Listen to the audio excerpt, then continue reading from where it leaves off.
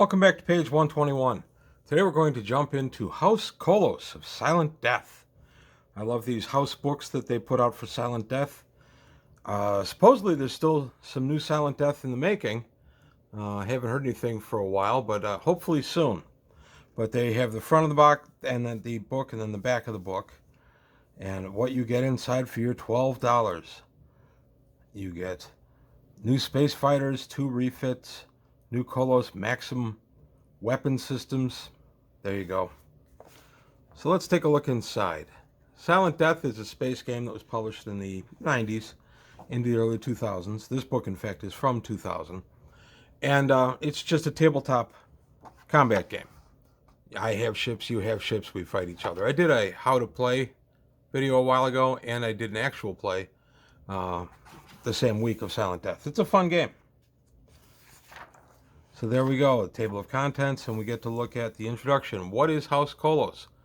Well, before the Silent Death universe, we had the Space Master universe, and a lot of elements of the Space Master universe went into Silent Death. In the Silent Death universe, the Space Master houses and nobility and peoples were killed by the Night Brood, and also called the Swarm, and we're broken down now to just a handful of houses, roughly 12, plus some other factions that hold all the power. And because of the Night Brood, you can't have massive space fleet combats anymore, because the greater violence there is in proximity to the Night Brood, the better the chance there is to wake them up. So we don't want to do that.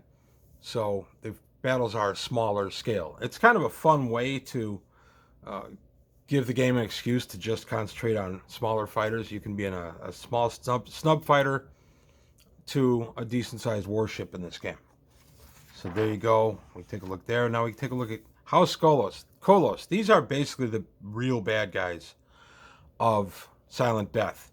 They are cheaters and liars and will do anything to backstab someone to gain any kind of advantage or perceived advantage. And that's what they do. And if this was a role-playing game, they'd be a blast to role-play. That's the only unfortunate thing. There's some great role-playing opportunities in Silent Death, but there's no role-playing element to Silent Death. You could adopt any game to do it, but...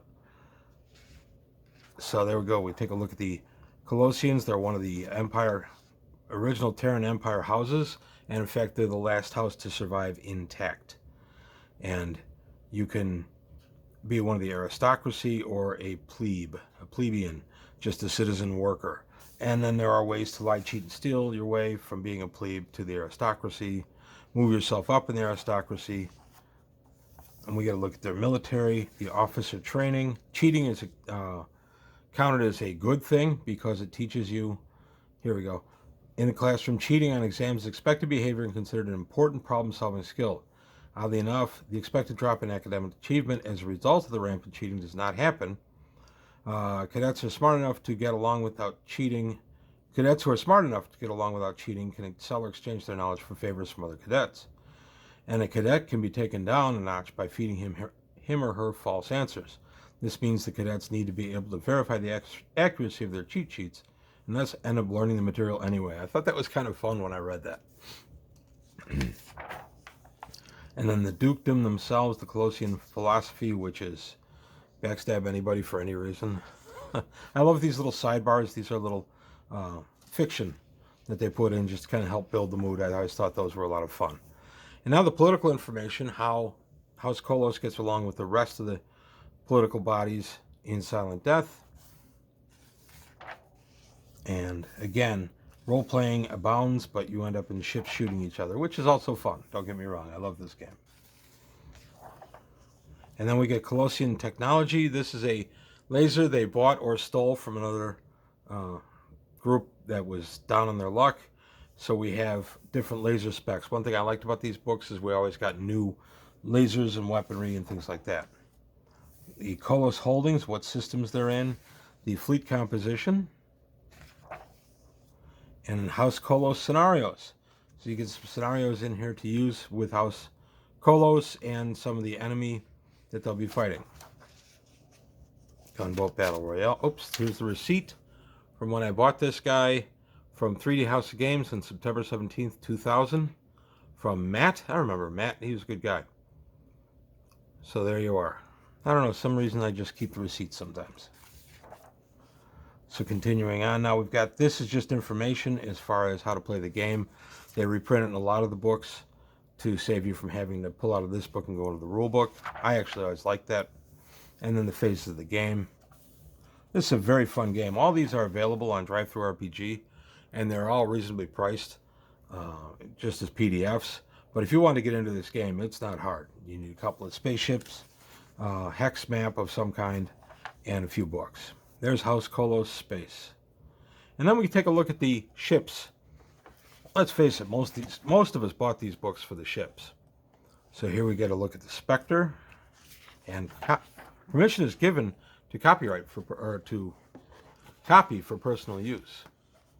So there we got Spectre 2, the Strela 2, right there, the Salamander HCR, and then we got a Warhound, the Fletcher HCR. Fletcher's one of my favorite ships in this game. It's a big old warship. We get a Totenkopf, a Death's Head. There you go. Totenkopf 2.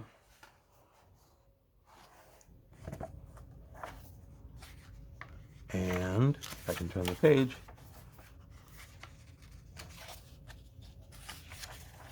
There we go. We get a Predator. And we get the Thunderbird 2. I love these sheets for how you track the damage on your ship. It's just really well done. I love this game. I miss Silent Death a lot. We have the Star Raven, and we have the Deathwind 2. Some of these are designs that other houses have used, and this house is adapted. And then the last we have in this book is the Deathwind HCR. So there we go back. We continue looking at the space. They interrupted the book for the starship. So here's the space we're finishing up. And a little bit of information on the various worlds. This gives you reasons to fight over them. And it helps flesh out the universe too, which I liked. House Colos Registry. The Night Watch and Subjugate Holdings. Military Organization and Command.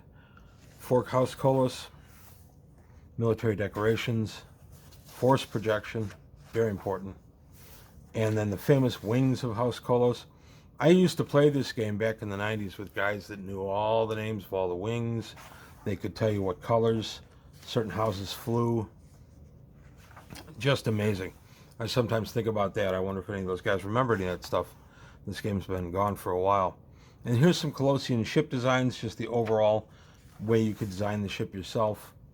There is a design feature to this. You can make your own vessels. And that's it. Then we get a look at Iron Crown Online and House Colos minis that you could get. And the Silent Death web ring. I remember that. And then the back of the book. So for $12 in the year 2000, you got yourself a mighty fine book. I always liked House Colos. I've used them as bad guys in Silent Death. You don't really need a reason, let's face it. Most of the time when somebody plays a game like Silent Death, it's just my side versus your side. But it's kind of nice to have these house books to kind of get into the background a little bit, especially if you're the game master. It gives you a little more something to read. But that's it. That's all I've got to say today on page 121. Nice look at House Colos. Let me know what you thought. If you played Silent Death, or if you're interested in more Silent Death videos, please let me know in the comments below. Like and subscribe if you enjoyed the video. Tell your friends. And please take a look at Patreon, help me out there, and I'll see you next time on page 121.